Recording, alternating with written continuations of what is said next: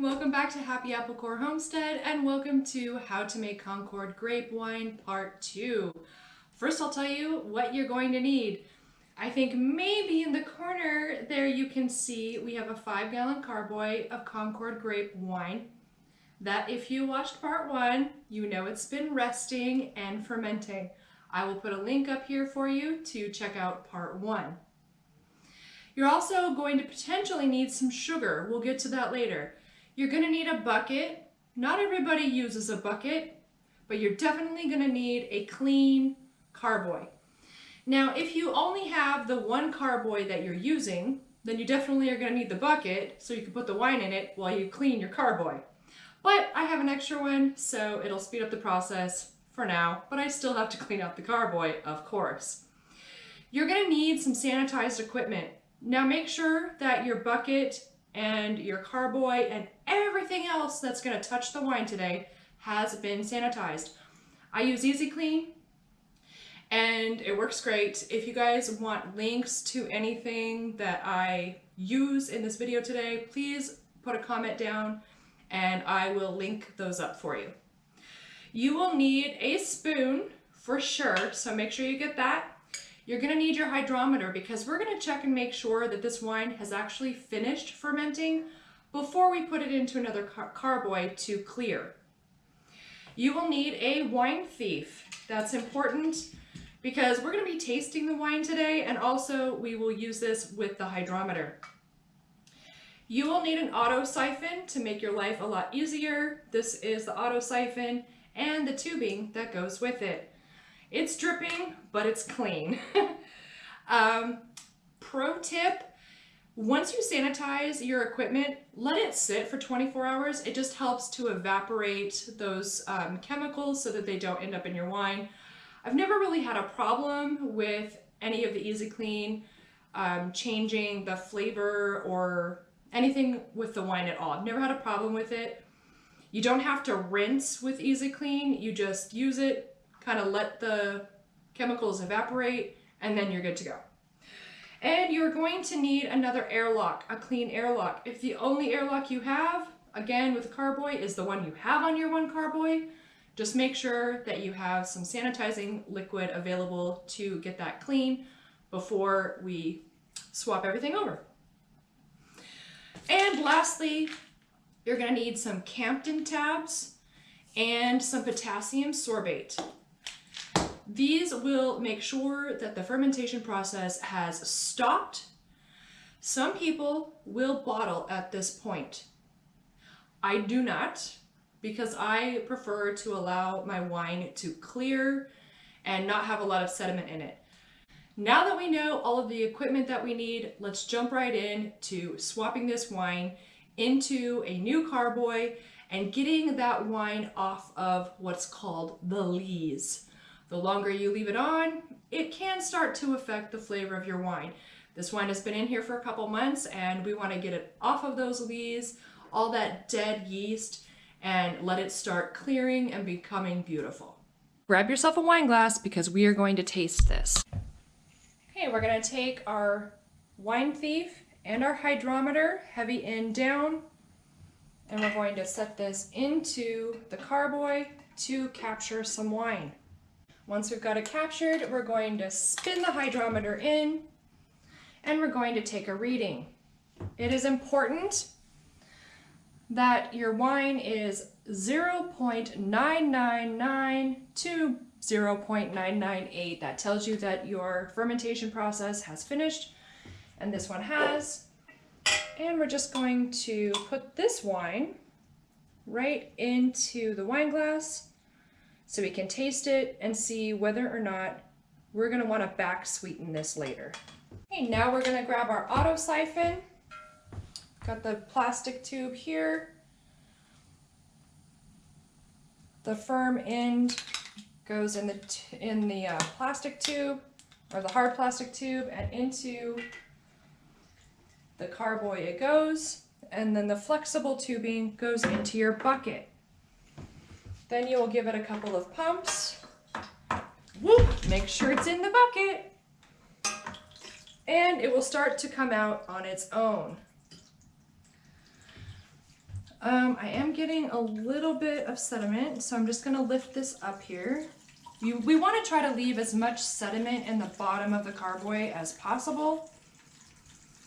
So keep an eye on that. I have quite a tall amount of sediment here, and there is kind of a block at the bottom to prevent sediment from going in, but if it's quite deep like mine is, you're gonna have to hold your siphon the whole time.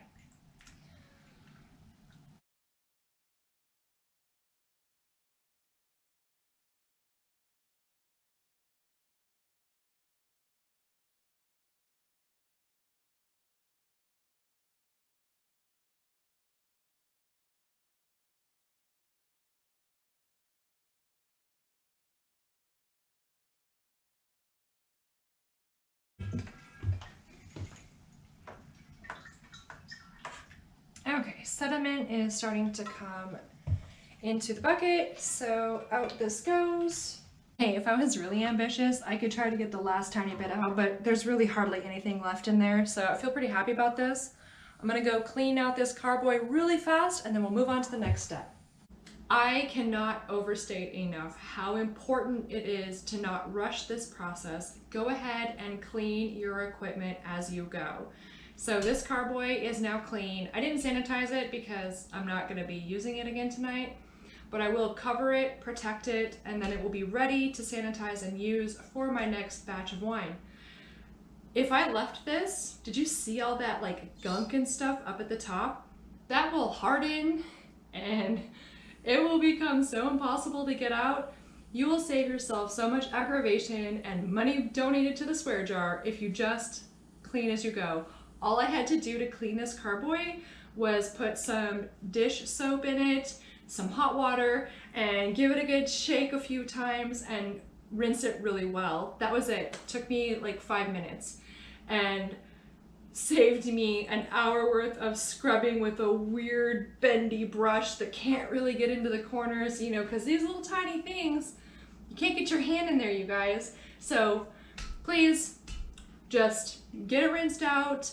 You can probably see my bucket over there in the corner. I just put a nice cotton cloth over the top so that nothing can get in. I mean, as you know, it's wintertime right now as we're filming.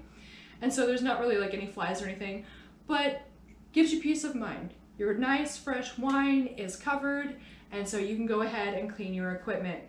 Now, you can probably see that I do have wine and stuff in here. I am going to clean these tubes once the wine is out of my bucket because I'm going to use the bucket to clean these. It's easier for me, and I promise I will not leave any of this stuff overnight. Okay, so while you weren't looking, I tasted the wine. It has a good flavor profile, but it is not sweet enough. So we are going to go ahead and back sweeten the wine. So the first thing we're going to do before we put any of these in is we are going to add some sugar. I would normally suggest that you start with like 1 cup of sugar to a half a cup of water and get that mixed in. I think I'm gonna go, just because this is a 5-gallon batch and I kind of know what it's gonna need, I'm gonna say we're gonna do 2 cups of sugar and 1 cup of water, and we're just gonna get this all mixed in, and then we're gonna add it to our wine bucket and we'll taste it again and see if it's good. If you're new to winemaking, when you're back sweetening, please start slow, because if you over sweeten it, there's really nothing you can do to change that. So start slow, especially if you're doing like a 1-gallon batch or, you know, something just really quite small. Start with a little bit of sugar and work your way up until it's the sweetness that you like, because if you over sweeten it, you're kind of stuck with a very sweet wine, like a dessert wine, like a cordial flavor. Anyway, so that's what we're gonna do, and then we'll go to the next step. This is a 1/3 cup, in case you were wondering. It's already clean and in there.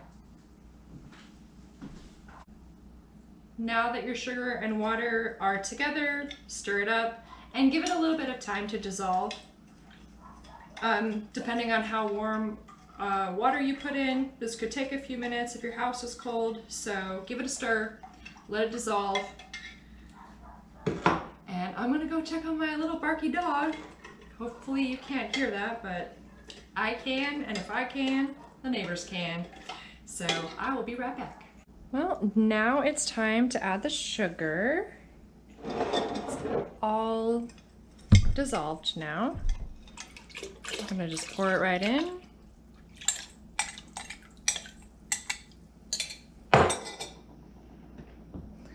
And grab our giant spoon and give it a good stir. Once it's completely mixed in, we're going to give it a taste and make sure that there's enough sugar in.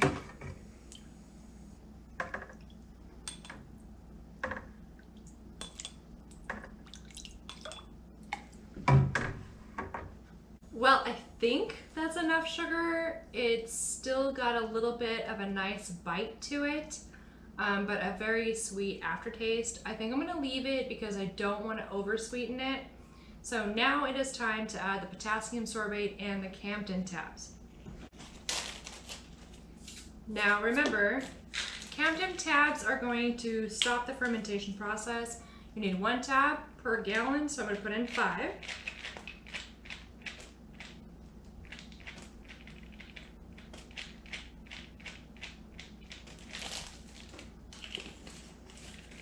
And I'm putting them in a little baggie so that we can crush them. You don't want to put them in whole.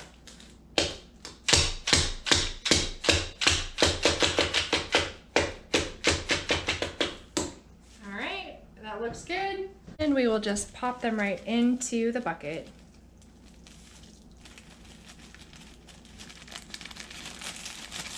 And give that a really good stir. Now we need 2½ teaspoons of the potassium sorbate.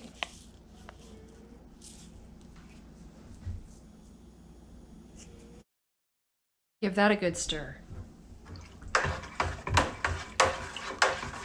Okay, now it's gonna look a lot like earlier. We're gonna take everything in this bucket and put it into this sanitized carboy. We'll use the same equipment that we used before that we haven't cleaned yet, which is okay because it's the same wine.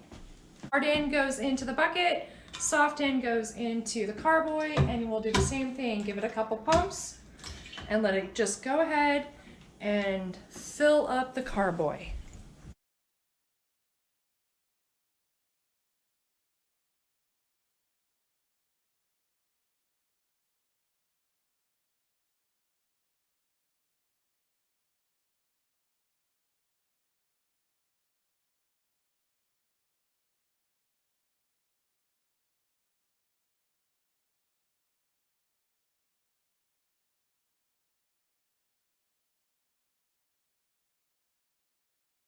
Well, you guys, we got our wine racked into its carboy, and now it's time to put on the finishing touches, which would be an airlock.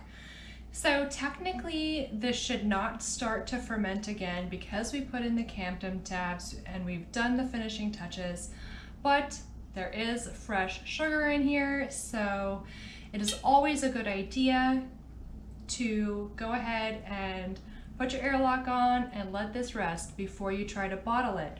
So we're gonna do that, and then we're gonna let this sit for another month or 2, probably 2, if I'm just being honest. It does take a little while for all of the sediment to continue to go down, and you know how much I love a clear wine.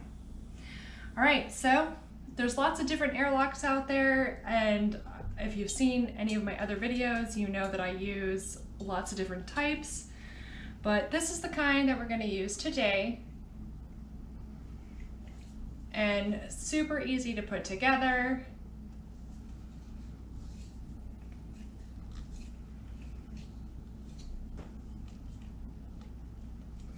Now I use Everclear in my airlocks. You can use just sanitized water. You don't even have to use any kind of alcohol if you don't want to. I overbought this for some of the tinctures that I make, and yeah, so I'm going to use it with this, and I've been using it for a while. It doesn't take hardly any at all, so a little bit goes a long way. And then here's your little cap and you pop that on. Okay, you guys, I got a lot of cleaning to do, but the last thing I wanted to share with you is keep a winemaking journal. What I love about this is it tells me everything I did. So if my wine turns out like super nasty or super, super good, I know what I did so I can recreate it next time or completely change my recipe. So anyway, this is my journal. I recommend that if you get into winemaking, or even if you're just doing one batch, keep a notepad with what you did. So if you love it or you hate it, you know what to do next time, if there ever is a next time. So with that said, you guys, please let me know down in the comments if you want links to any of the things that I use. I'm happy to share where I get my supplies. And please do consider becoming a member. If becoming a member is just not really your jam and you'd like something more than my face for your money, then please consider going to my Etsy shop. It is in the description. I make tons and tons of amazing, super effective things for beauty and health. Predominantly, these are pain relieving type medicinals. They're all herbal, they're all organic. But I also do fun things like shower steamers and face serums and beard balms for the fellows. So I would appreciate it if you would support me, and I will be seeing you soon. You will see me before this is done, but make sure you subscribe, because if you're really just kind of hanging out here with me for the wine stuff, it's probably going to be 2 months before we do the bottling episode of this beautiful wine. So stay tuned, stay connected, and I will see you soon, okay? Bye!